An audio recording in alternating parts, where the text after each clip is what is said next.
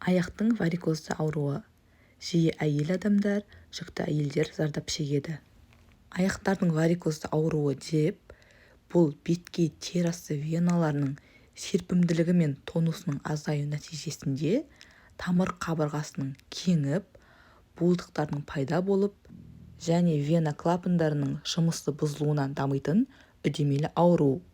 Латын тілінен варикс түйін, томпаю, кеңею деген мағынаны білдіреді. Аяқтың веналары екі топқа бөлінеді: терең орналасқан веналар және бетке орналасқан веналар. Варикозды ауру тек бетке тер асты веналарын ғана зақымдайды. Ал калибрлы үлкен терең вена бұлшықеттер арасында тереңде болғандықтан бұл өзгерістерге ұшырамайды. Варикоз ауруының пайда болу себебі. Ең алдымен бұл аурудың тұқым қуалайтынын ескереміз. Егер ата-анасында болса, баласына берілу мүмкіншілігі 60-70% құрайды. Бірақ ол барлық жағдайда дамымауы мүмкін. Жиі мына факторлардың әсер етуінен дамиды. Олар үнемі тұрып тұру, мысалы шаштараз мамандығындағы сатушы және педагог мамандығындағы адамдарда, немесе үнемі бір қалыпта отыру, мысалы офис қызметкерлерінің аяқтарында пайда болуы мүмкін.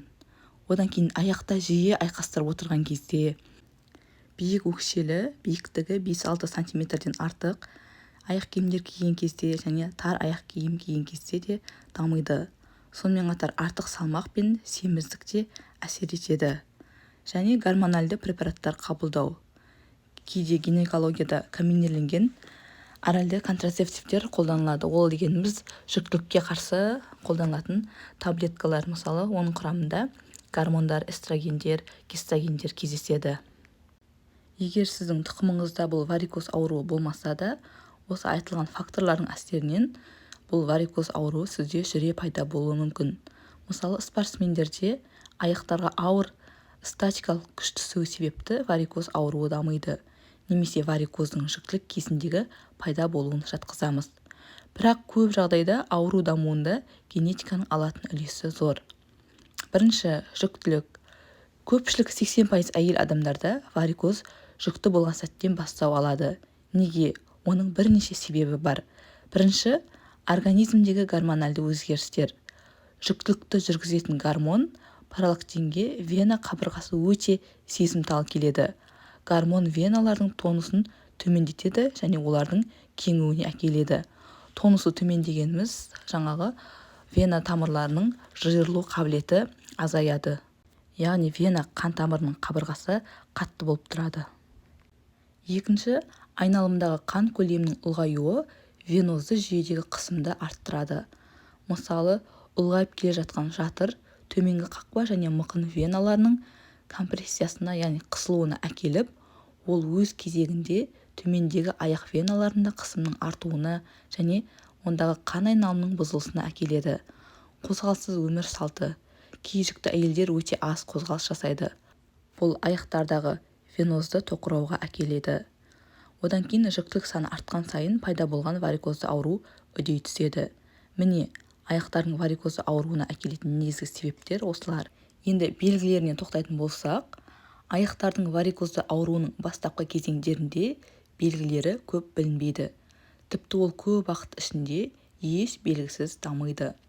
Бұл кезеңде ауру адамдарда еш шағым болмауы мүмкін. Пациент дәрігерге тек аяқ веналарын кеңейіп, косметикалық тұрғыдан мазасыздандыратынына шағымданады. Веналар шодырайып, кейде ирелеңдеп көзге көрінеді. Уақыт өте келе, кешке қарай пайда болатын, келесі күні таңертең жоғалып кететін аяқтағы тұрақсыз ісінулердің пайда болуы. Аяқтардың шаршағыштығы, аяқтардың ауырлауы қосылады. Түнде жиі пайда болатын аяқ бұлшықеттерінің тартылып қалуы, ауру сезімі, терінің қышуы кездеседі. Ауру үдеген сайын оның асқынуы, яғни трофикалық жаралардың пайда болуына әкеледі. Ең алдымен аяқ терісінің түсі күңгірттенеді, одан қара қоңыр түске айналады, одан соң дымқылданып экзема, ал түбінде көпке созылатын және қиын емделетін трофикалық жаралар пайда болады. Уақытылы емдемеген жағдайда варикоздың ауыр асқынулары пайда болады. мысалы созылмалы венозды жетіспеушілік, жазылмайтын трофикалық жара, тромбофлебит, тромбоз, яғни тромбтардың пайда болып, оның үзілуі. Өкпе артерияларының тромбоэмболиясы – бұл өте қатерлі жағдай, кенеттен өлім туғызуы мүмкін. Мысалы аяқтардағы тромб үзіліп кетеді де қан айналымымен барып өкпенің артерияларын бітеп қалады. Соның әсерінен адам кенеттен өліп кетуі мүмкін. Кей пациенттерде терісінде қан тамырлық жылышшалар немесе тамырлық тор деп аталатын телеангиоэктазиялар пайда болады. Бұл тері ішілік ұсақ веналардың варикозды кеңеюі болып табылады. Түсі қызыл немесе күлгін түсті болып келеді. Жиі тізенің артындағы аймақта орналасады. Адамды көп мазаламайды, тек косметикалық тұрғыдан болмаса.